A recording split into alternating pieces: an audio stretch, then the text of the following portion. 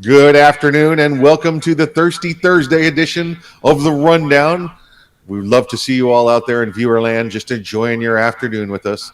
My name is Mike Poworski. I'll be your co-host for today. I do not do this program by myself, though. No, as a matter of fact, you don't. In fact, you're going to be the host today. I am the co-host. You trying to take my job, bro? Well, we actually have this conversation every once in a while. If we're both co-hosting, doesn't that make us both the co-hosts?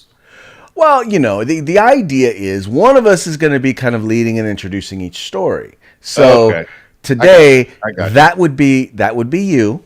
Okay. So you're the one that's actually expected to read. I just get to talk trash. So, by the way, my name is Craig DeLuz, coming at you from the left coast out here in California, the home of the failed recall. But definitely looking forward to enjoying this Thirsty Thursday with you. Any new directives from your new tyrannical leader? No, not yet. Although there is something very interesting going down. I suppose I can talk about it now. So the Sacramento County Grand Jury the other day sent me a report basically where they're saying that we need to get all of our kids and students who are eligible for vaccines. We need to get them vaccinated. And my first response to my superintendent and our attorney was, who the hell is the Sacramento Grand Jury and what makes them think they can tell me to do anything? That's right. Yep. I'm like, I get something for them right here. Exactly. So anyway, that's some poop that is going to probably hit the fan here in the next, sometime in the next 6 hours. So it'll be fun and interesting. And if I I didn't say anything because they sent me a thing saying you can't release this information in advance because we're going to go to jail. Citing penal code and all of that. So I didn't, because if there's anything that I'm not someone who wants to spend time in jail. Sorry. But I love that, though. Here's information we're not supposed to release, so we're putting it in paper and sending it to you and telling you not to release it. Right. What? Wait, sorry, what? When did I agree to this? That's some California nonsense right there. That's crazy. Yes. It is definitely California nonsense, but anyway, so we'll be interested to see how the poop hits the fan. But anyway, all that having been said, man, it's another typical day in California. Beautiful sun, great weather, crappy politics. Oh yeah, and we got hot here. A little bit of rain in the afternoons from the thunderstorms from the heat, and then decent politics. So we'll keep driving on. It's a good trade off. We don't have mudslides. You got Newsom, so that's but see, we all have our motivations. You have the hot weather to cause you to say, I need some cool libations, and for us, I have the the crappy politics of living in liberal hell to lead you to want to drink. So in that case, we both have a reason to celebrate Thirsty Thursday. Every day is Thirsty Thursday, so just depends on how thirsty you are, right? That's all there is to it. So there you go. Let's roll into some stories. I mean, we're talking about some school issues, so let's jump right into this school board out in we're doing Ohio, right? The Ohio School Board.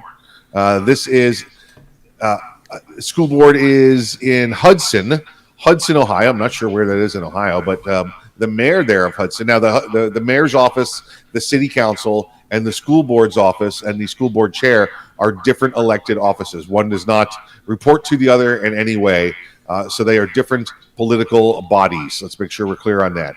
Well, the school has started teaching, doing in their English classes, in their creative writing classes, or just in their English classes where they have to write.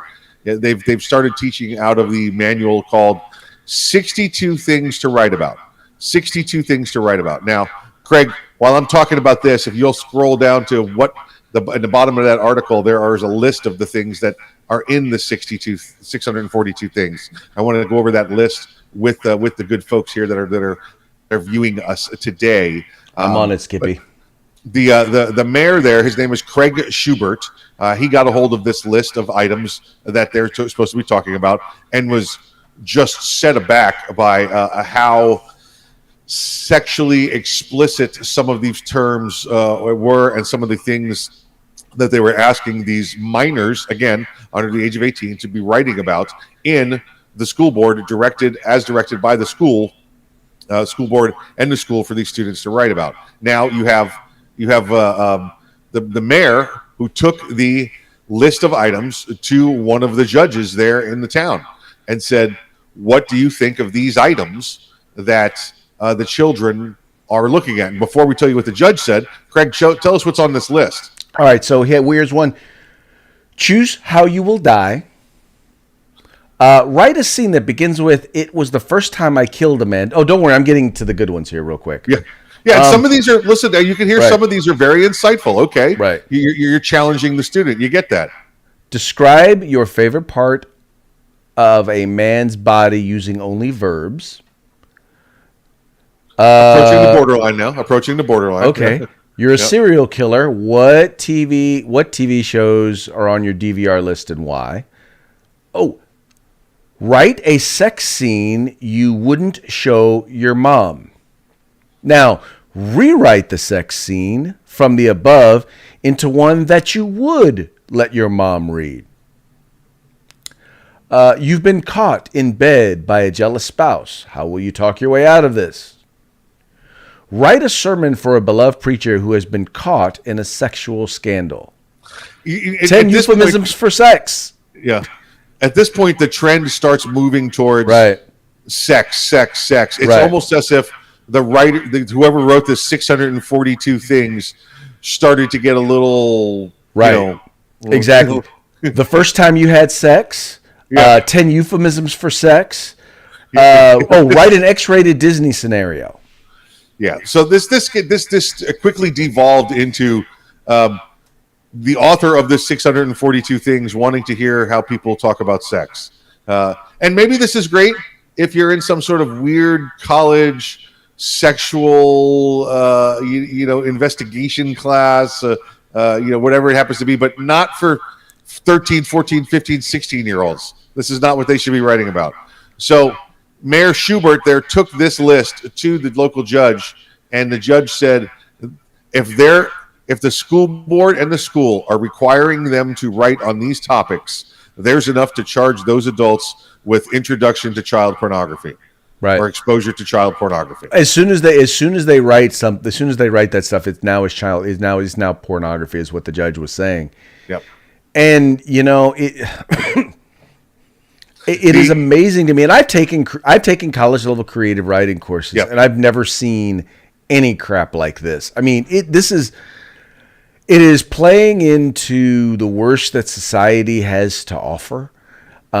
It is playing to the lowest common denominator, and I am glad to see a mayor standing up to a school board. And what really was frustrating about this whole thing, was basically that the school board is like, they're no real big deal. They're not really concerned, or they don't really seem to be concerned about it. And the one thing I honestly hope is that this mayor will actually get his police chief to follow through. And if these things are taught in class, they once they collect the evidence, that they will then have these instructors and have these school board members arrested. Yeah, the mayor gave the option to the school board and said, "Listen, you can either resign now or drop this or be charged criminally. Those are your choices: resign now or be charged criminally."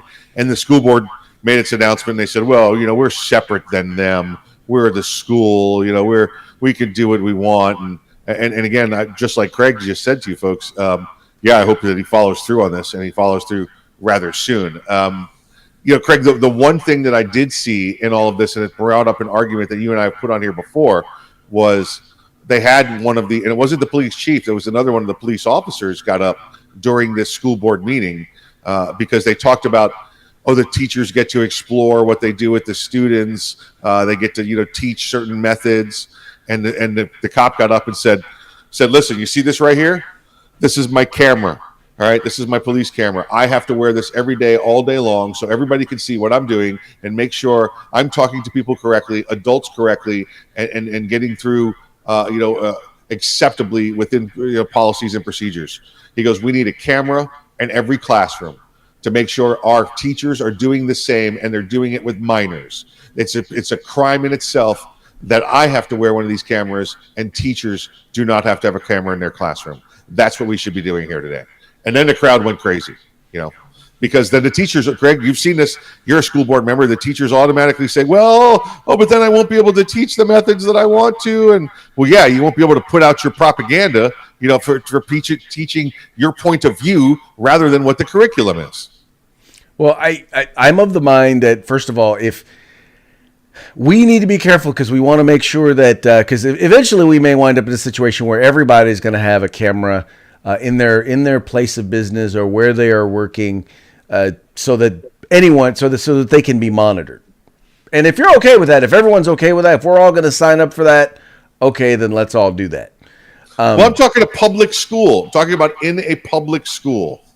Oh yeah, well then people are just going to. Why just a public school? Why not a private school? Well, you can have it in a private school if you want, Right. if the private school agrees Right. to that. Mm-hmm. But in a public school, that's something the school board and the people should be able to vote and decide on.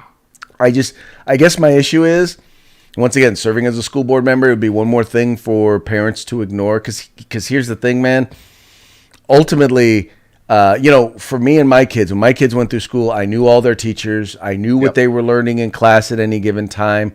We had these sorts of conversations. And the problem is too many parents just drop their kids off at school thinking, okay, I'm going to, the school is responsible.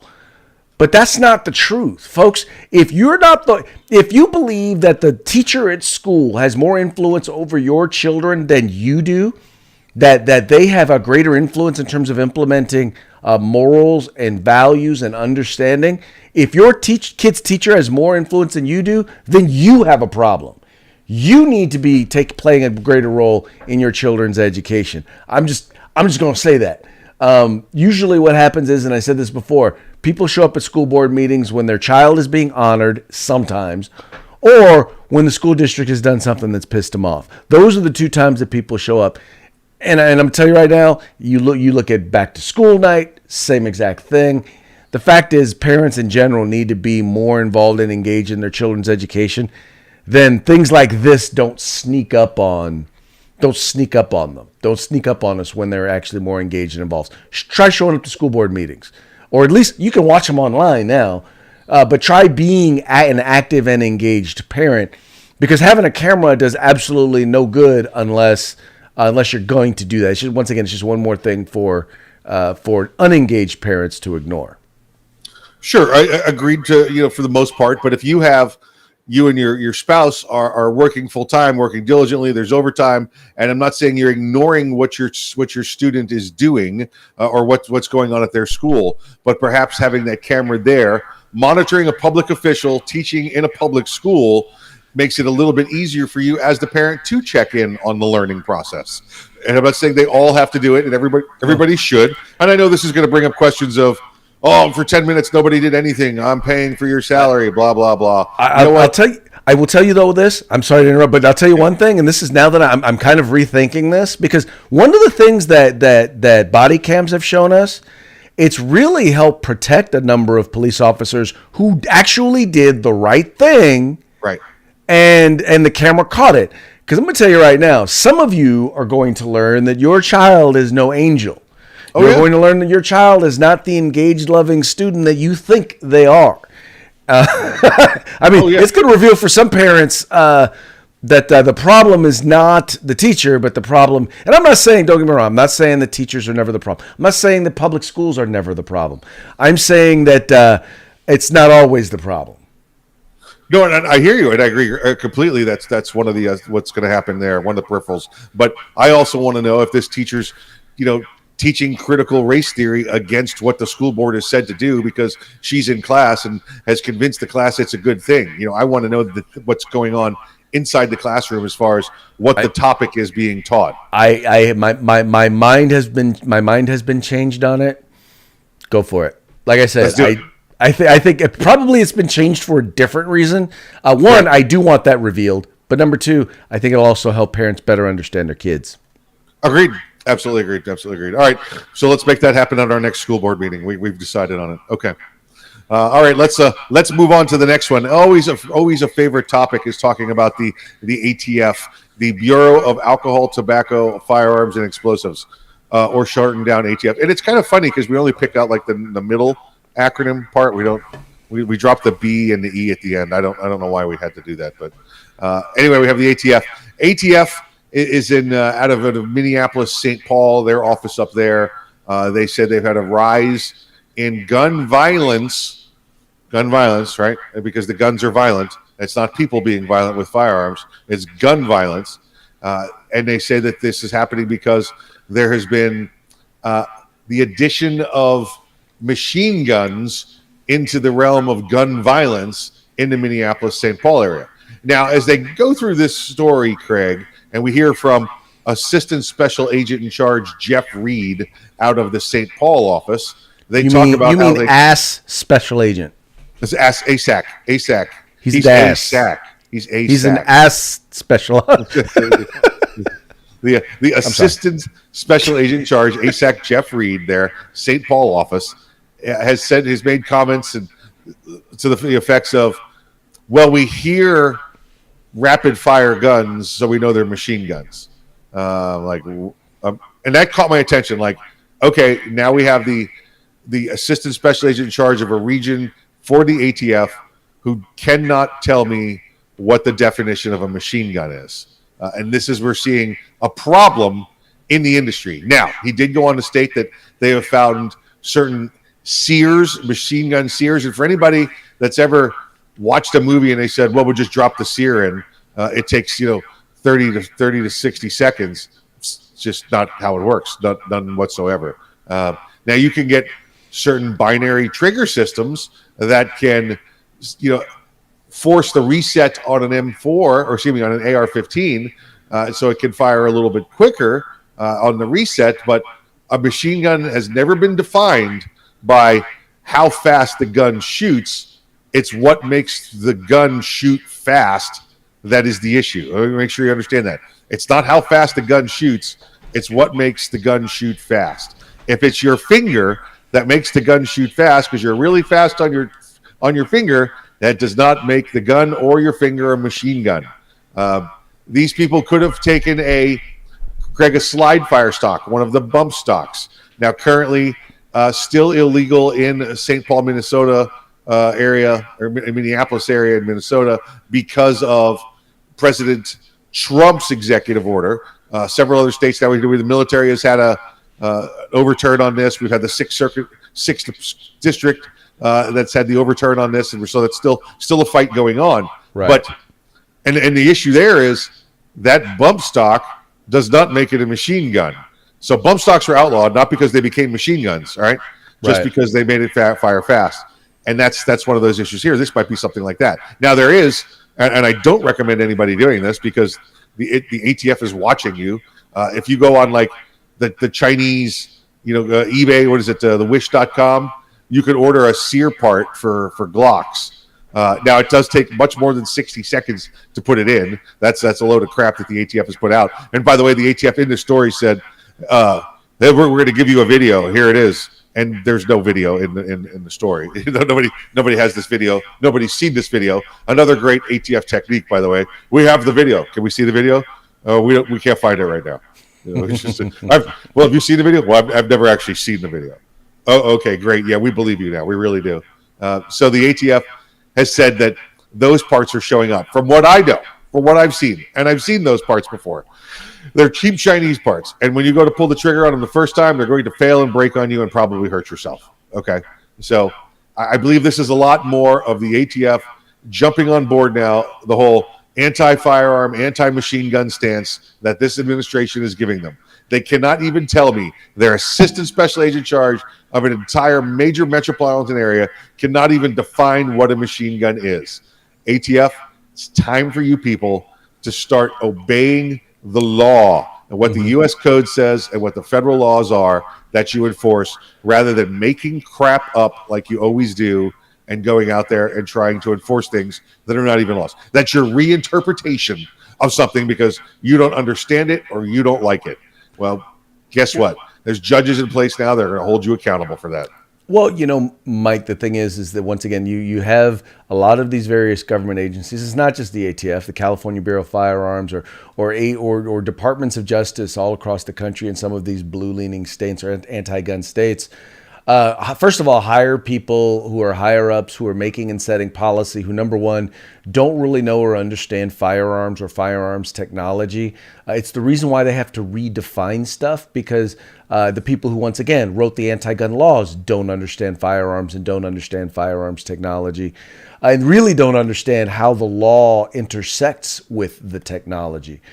And so they just have to make it up as they go along. And it's kind of this, which is an attitude that some in the upper echelons of law enforcement can get this. It's, because I said so mentality. And not all people, not all people high up in law enforcement do this, but many do. And what they don't understand is that's not your job. Your job is to enforce the law, enforce what is the law, not to decide what the law should be. And that's what you have examples of doing in the ATF. And the problem is you have the anti-gun media playing right into it, because they don't understand. You've got some 20-something straight out of college who doesn't know his butt from a hole in the ground. And he or she is trying to write to do a story on an item, and all they know is gun violence and guns are bad, and so they just fall right into the exact same, allowing the exact same propaganda to go forward, and that's basically what you got here. Yeah, absolutely right. And listen, you talked about this yesterday as well with the Federal Department of Justice not agreeing with the Supreme Court's decision on abortion out of Texas abortion law. So they're going to go judge shopping down there. Hey, not your job. Go be part of the executive branch and do your executive branch job. Right? The Supreme Court has already made a decision. It's time for you to go back to work doing something else. Yes. Something you actually got hired to do. Yeah. Just saying. All right, let's move right along here. Let's go out to Oregon and talk to you about this this teacher out in Oregon. Now, this one is, Greg, I'm not sure how long we're going to spend on this one. I wanted to bring this up because this teacher, Gail Groby, and if you're out there in Oregon in Newburgh High School, I hope there's people paying attention. I hope parents are paying attention. I hope school board members are paying attention. Craig, the school board came down with a ruling recently that said there will be no political advertising, no political propaganda, no political leanings whatsoever in the classrooms. By that, they meant there'll be no BLM flags, there'll be no pride flags, that there will just be, here you go, information for students and curriculum to learn. That's it. We're going to teach you facts, reading, writing, arithmetic, right? That's what we're going to teach you. So this teacher took exception to that. And Craig, I'm going to give you the big one. Rather than they take the BLM, they say no BLM flags, no pride flags, nothing like that. This teacher has a unique response to that. Right. She decides to pull down the American flag, saying it's an example of, or it represents violence and intolerance. And, the interesting thing about it is it's the American flag. First of all, it's our flag, and it's a part of our history. So therefore, needs to be up.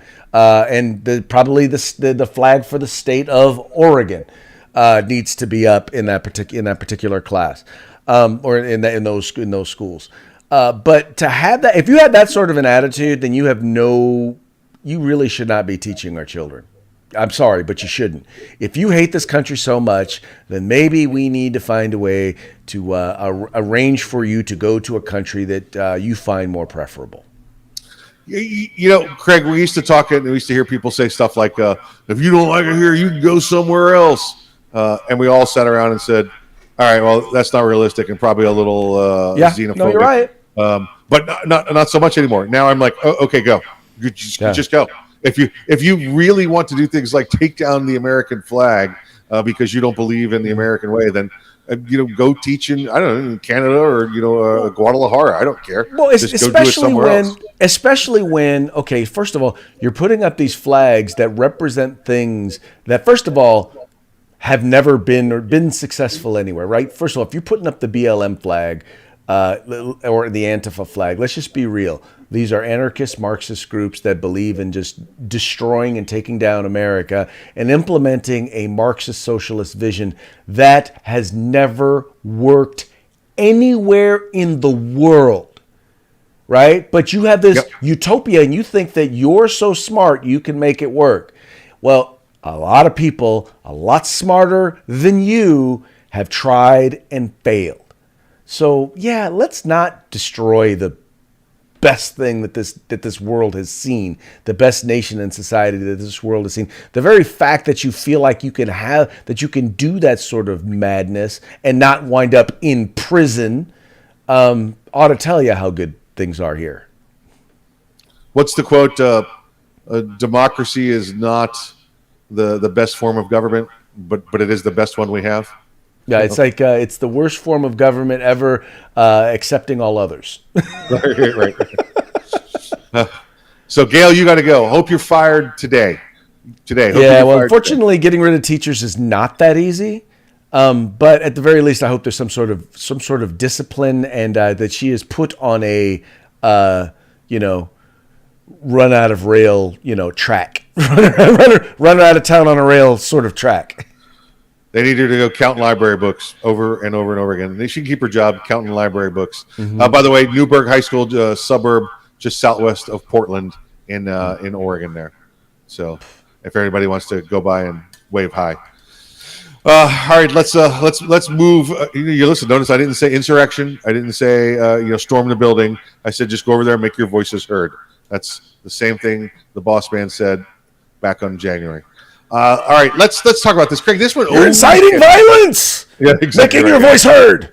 Yeah. Make your voice heard. Go over there and make your voice heard. It's exactly what the president said. Don't believe me? Go listen to the whole tape. Don't read a transcript. Go listen to it. Listen to it yourself. He said, go over to that building and make your voice heard. That's what he said. I know that this is I'm a little off topic, but I literally had an argument with somebody who said, I listened to him. I was like, no, you didn't.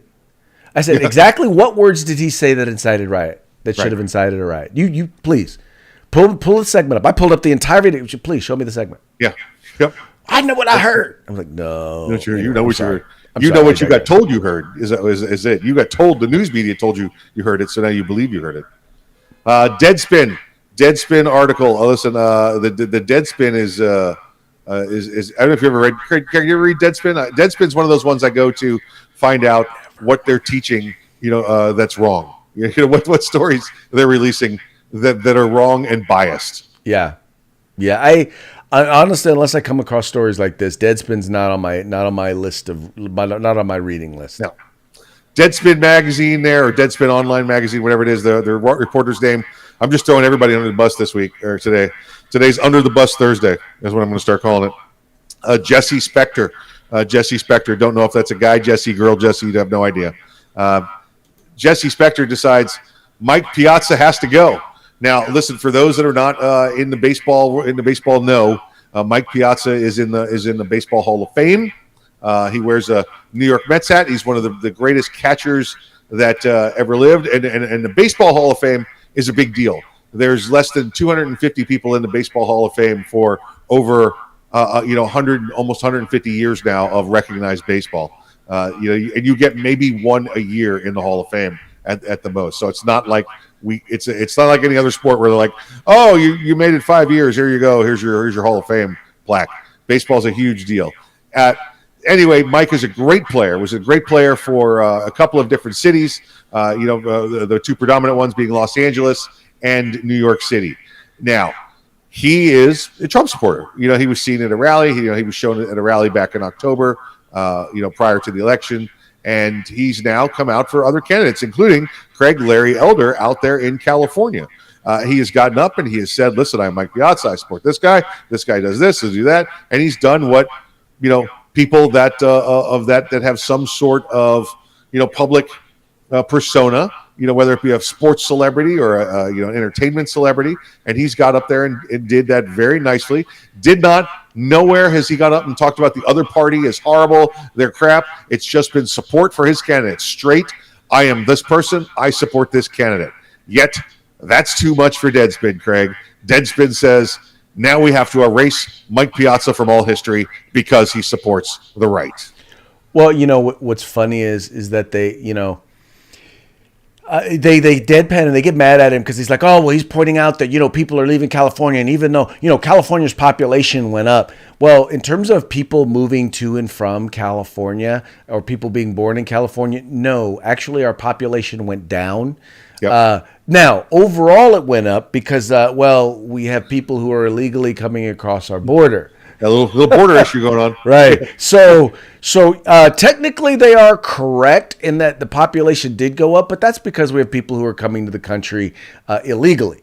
Now, the funny part about this whole thing is, once again, is they're all for people speaking their truth unless that truth is nonconformist. And that's the problem with Deadspin is it, always says it's not brave to stand up and preach the popular stuff that all the popular people are saying. That's not bravery. There's nothing brave about saying, I agree with everybody. There's no bravery there. But someone who's willing to stand up and say, look, we need to elect somebody to office. And by the way, for those of you who don't believe, take some time and read about Gavin Newsom and all the stuff, all the mistakes that he is making since he got elected governor. I mean, California has the highest poverty rate of any state in the country. We have the highest homeless rate of any state in the country. When you take a look at the implementation during COVID, the implementation of our unemployment, dude, $2 billion in fraud in less than a year. $2 billion. $500 million of that went to criminals. Went to criminals who were in jail in California applying for unemployment. The only thing that could have been stupider is if those criminals who were applying for unemployment in California were applying from facilities outside of California. Wildfires, dude. Yeah. We have wildfires every year, and he closed down 8 wildfire camps, and it wasn't because of budget, because we had a budget surplus. Yeah.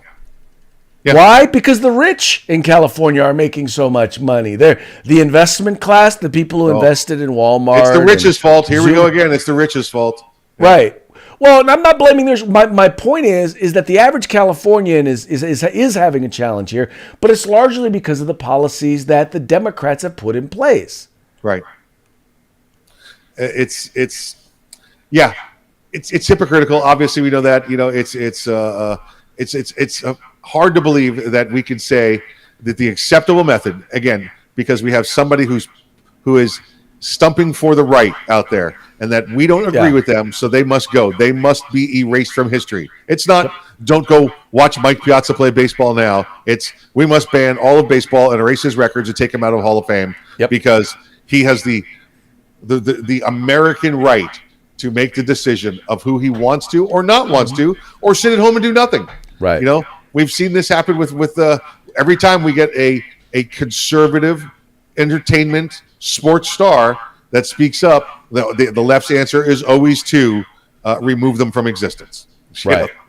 Well, because obviously they're evil right wingers. Well, they must be stopped. They are evil. They must be stopped. They must be stopped. All right. Well, Craig, this will take us into our parting shot here. There's a former Republican state senator in Pennsylvania. His name's Scott Wagner. He was, I think it was 2014, 2018. He was a state senator there. Still big, active in the community, active, conservative man. And he's got a couple extra bucks, and he decided he wanted his message to be known about the handling, the president's handling of what's gone on overseas in Afghanistan. Oh yeah, and as he liked to note, Joe Biden is making the Taliban great again. So these are. I think he's got 5 of these up over a 2-month period over there in his portion of Pennsylvania, and apparently being received rather well. And by those they're not being received, they're pulling their hair out and saying, "You can't do that. You can't. It's hurtful speech." No, it's not. No, it's not. It's not at all. Go sit down. Perhaps you should go tear a flag down in Oregon. Maybe you could do that if you wanted to. There you go. Look, hate speech is not. Look, hate speech. There's a difference between hate speech and speech that you hate. That's right. Of course, I happen to love that speech. That's right. That's right. So that's what we got going on for you today, folks. We are very happy that you joined us, and Craig's going to tell you all the right places to be watching us. Exactly, folks. You want to make sure you check us out. You obviously, if you're watching this now, you know where to find us. That's 2A News. That you can find us on Arms Room Radio. You can find us on California Republican Assembly, one of our great sponsors. You can find us just about anywhere. But if you want to participate in our Feedback Friday, you got to make sure you check us out at The Rundown. That's therundown.us. We'll take you to our YouTube channel. We're still working on the website. But also you can find us at 2A News Rundown. Or if you just put in The Rundown in Facebook, you can find us there as well. Mikey, do me a quick favor and let the folks know about our other sponsors. We have our good friends at Grid Defense and Guerrilla Machining. Grid Defense and Guerrilla Machining. And this is what we have for you tomorrow on Feedback Friday. We have ourselves a bolt carrier group. This is the portion that makes the gun go pew, pew, pew, pew, pew.